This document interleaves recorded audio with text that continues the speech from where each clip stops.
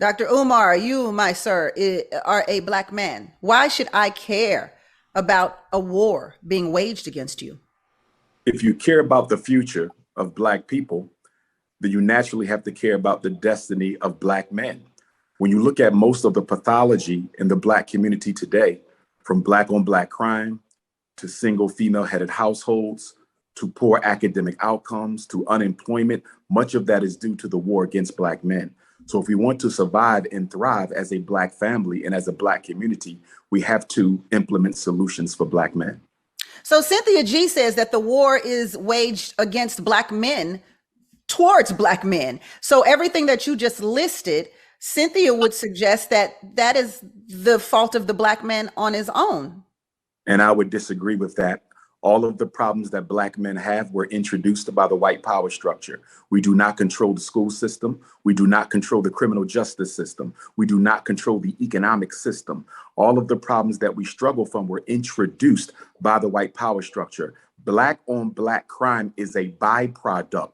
It is a second hand influence of the white power structure against Black males. Stress, depression, fatherlessness, unemployment, miseducation, lack of economic opportunity. These are the ingredients that contribute to Black on Black crime. You cannot do an effective and accurate analysis of Black on Black crime until you first do an effective and accurate analysis of white on Black crime. Cynthia G, you say what? I say this is the typical Black community's dishonest. I'm going to blame everything on everyone outside of the Black community and ignore what Black men are choosing to do.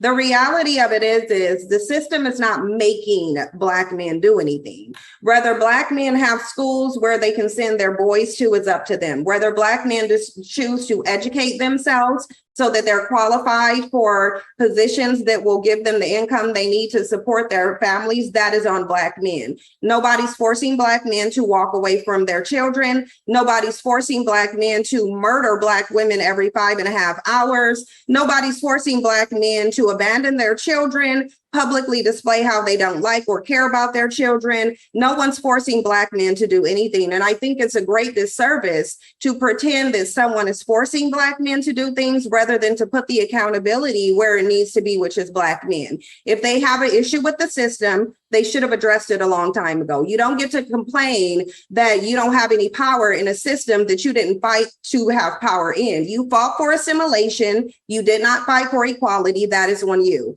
I think we're making excuses at this point.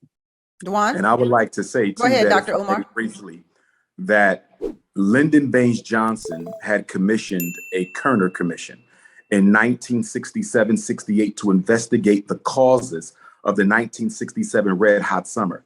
As you know, there were more race riots across America in 1967 than any other year since 1919, led by Newark, New Jersey, and Detroit, Michigan. The Kerner Commission were experts in criminology, sociology, education, politics, and etc. They produced a book that is, I believe, at least 500 pages that details the reasons why those riots took place. And according to the president's own commission, the problems that exist in the Black community were created by the white power structure, maintained by the white power structure, and enforced by the white power structure.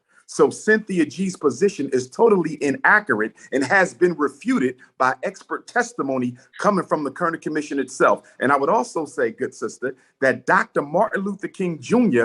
was assassinated. One of the reasons Dr. King was murdered is because the Kerner Commission was released, which would have gave Dr. King all the ammunition he needed to lead his breadbasket campaign. Even the white power structure admits that the problems Black men face were introduced by the white power structure.